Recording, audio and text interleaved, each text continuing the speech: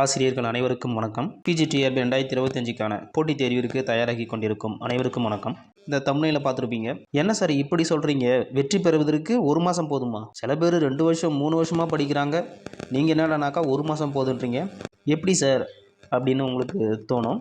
நம்ம புரிஞ்சிக்க வேண்டியது என்ன அப்படின்னாக்கா, இந்த பிஜிடிஆர்பிக்கான எலிஜிபிள் என்ன அப்படின்னாக்கா, ஒரு மாஸ்டர் டிகிரி வித் பிஎட் அது அப்ளை பண்ண எல்லாருக்குமே இருக்குது.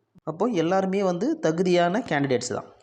இதில் 2 வருஷம் படிக்கிறேன், 3 வருஷம் படிக்கிறேன், 1 வாரம் படிக்கிறேன், 1 மாதம் படிக்கிறேன் அப்படின்றது எந்த ஒரு காரணமும் இல்லை. மொத்தம் 3 பாயிண்ட்டை நீங்கள் ஞாபகம் வச்சுக்கணும். இந்த 3 பாயிண்ட்டு உங்கள்கிட்ட இருந்துச்சு அப்படின்னாக்கா கண்டிப்பாக 1 மாதம் உட்காந்து நீங்கள் படித்தாலும் இந்த வரும் பிஜிடிஆர்பி நீங்கள் பாஸ் பண்ணலாம். ஃபஸ்ட்டு ஒன் பாடத்திட்டம், 2வது முந்தைய தேர்வு வினாக்கள், 3வது நேர மேலாண்மை. இந்த 3 உங்கள்கிட்ட இருந்துச்சு அப்படின்னாக்கா கண்டிப்பாக நீங்கள் வெற்றி பெறலாம். சரி, இதில் நம்ம ஒன்று பார்க்கலாம். ஃபஸ்ட்டு பாடத்திட்டம். வெற்றிக்கான மேப்பே சிலபஸ் தாங்க. நீங்கள் சிலபஸுக்குள்ளே மட்டும்தான் நீங்கள் இருக்கணும். சிலபஸை தாண்டி 1 இன்ச்சு கூட நீங்கள் வெளியில் போகக்கூடாது. வரும் டிஆர்பிக்கான கொஷின் பேப்பர் கண்டிப்பாக எந்நேரம் எடுத்திருப்பாங்க. சரி, அந்த கொஷின்ஸ் பேப்பர் எடுக்கும் பொழுது யூனிவர்சிட்டி ப்ரொஃபஸர் தான் எடுத்திருப்பாங்க. அவங்க எடுக்கும்போது கொஷின் பேப்பரை ஏனோ தானெல்லாம் எடுக்க மாட்டாங்க. இப்போ ஒரு மேத்தமேட்டிக்ஸ் அப்படின்னாக்கா மேத்தமேட்டிக்ஸ் நீங்கள் எங்கோனாலும் கொஷின் கேளுங்க அப்படின்னு சொல்லிட்டு நம்ம டிஆர்பி கேட்காது. அவங்க கையில் என்ன பண்ணுவாங்கனாக்கா சிலபஸை கொடுத்துருவாங்க. சிலபஸை கொடுத்துட்டு இது தாங்க சிலபஸ், இதிலேருந்து எங்களுக்கு ஒரு 110 கொஷின்ஸ் தேவை அப்படின்னு சொல்லிட்டு கேட்டுட்டாங்க அப்படின்னாக்கா கண்டிப்பாக எடுக்கிற வினாக்கள் எல்லாமே சிலபஸில் இருந்து மட்டும்தான் வரும். வெற்றிக்கான மேப்பே என்ன அப்படின்னாக்கா சிலபஸ் தாங்க. சிலபஸை விட்டு நீங்கள் 1 இன்ச்சு கூட நீங்கள் வெளியில் போகாதீங்க. இப்போ எடுத்துக்காட்டுக்கு நான் இப்போ சைக்காலஜி பார்க்குறேன். Unit 1 perspective of educations. இந்த ஃபஸ்ட் யூனிட்டில் முதல் பாயிண்ட் பாருங்கள், ப்ரீ பிரைமரி எஜுகேஷன். இந்த ப்ரீ பிரைமரி எஜுகேஷன்ஸ் நீங்கள் அதுக்குள்ளே தான் நீங்கள் படிக்கணும். இதை தாண்டி வெளியில் எங்கேயும் போகாதீங்க. அதுபோல் இங்கே கொடுக்கப்பட்ட ஒவ்வொரு சிலபஸ்லேயும் அந்த சப்டாபிக் பார்த்தீங்க அப்படின்னாக்கா அதுக்குள்ளவே உங்களுடைய அனைத்து ப்ரிப்பரேஷனும் இருக்கட்டும்.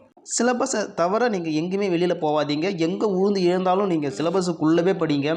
சிலபஸை ஓரியன்டாக மட்டுமே படிங்க. புரியுதுங்களா? 2வது என்னென்னு பார்த்தோம் அப்படின்னாக்கா முந்தைய தேர்வில் கேட்கப்பட்ட வினாக்கள்.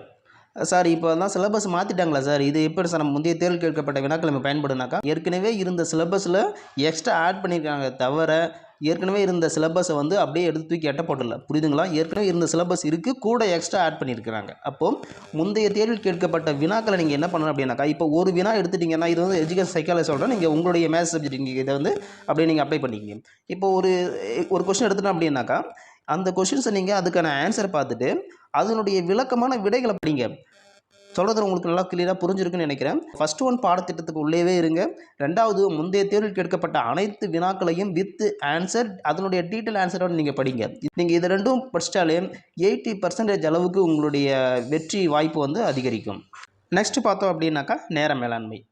நம்ம சொன்ன மாதிரி பாடத்திட்டம், முந்தைய தேர்வு வினாக்கள், இந்த 2ம் எதில் அடங்குது அப்படின்னாக்கா நேர மேலாண்மை தான். உங்களுக்கு இந்த 1 மந்த் என்ன, ஒரு வாரம் கூட நீங்கள் கரெக்டாக ஒரு வாரம் ஒரு நாளில் ஒரு 6 ஹவர்ஸ் அல்லது 8 ஹவர்ஸ் நீங்கள் உட்காந்து இந்த பாடத்திட்டம் ப்ளஸ் முந்தைய தேர்வு வினாக்களை நீங்கள் ஃபுல்லாக நீங்கள் அனலைஸ் பண்ணிங்க அப்படின்னாக்கா நிச்சயமாக 1 மந்த் என்ன, ஒரு வாரத்தில் கூட நீங்கள் பாஸ் பண்ணலாம்.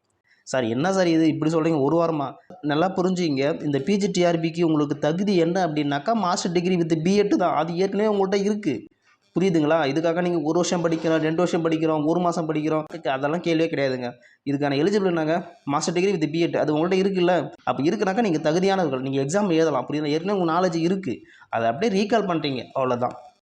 இந்த வரும் பிஜிடிஆர்பிக்கு 3 முக்கியமான பாயிண்ட் எடுத்துங்க. பாடத்திட்டம், முந்தைய தேர்வு வினாக்கள், நேர மேலாண்மை.